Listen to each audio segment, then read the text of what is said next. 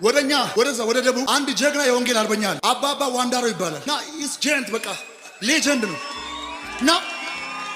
ና አባባ ዋንዳሮ የሚባለው ሰው አንድ ጊዜ በታሪክ እንደዚህ ሆነ። ወንጌል እየሰበከ ያለ ለምን ወንጌል ሰበክ ብሎ ያዙትና እስር ቤት ይወስዱት እየገፋፉት ይዘው ሲሄዱ አንድ ነገር ተናገረ። እግዚአብሔር ሆይ አለ አንተ በሰማይ ለፍ፣ እኔ ደግሞ በምድር አልፋለሁ። ልክ ሊታሰሩ እስር ቤት ሲሄዱ እስር ቤቱ ተቃጥሎ ከዛ በዛን ሞመንት አንድ መዝሙር ዘመሩ።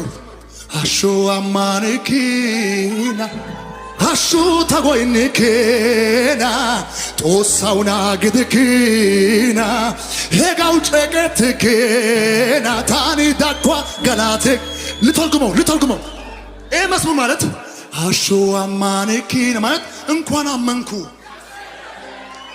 አሹ ታጎይንኪና ማለት ደግሞ እንኳን አንተን አመለኩ።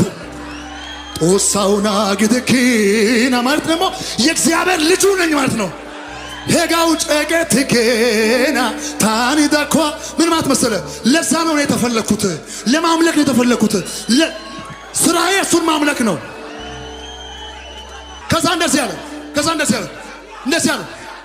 ያለ እልፔ ኪታንቻይ ንቢያተ ይወዴ ኑናራ ደስ ውቶቴ ቄዮቴ ምርነው ከደስ ቤቴ ኑፓይሳይ ያያ ደረስ ጦሳኑሳ ምን ማለት መሰለ?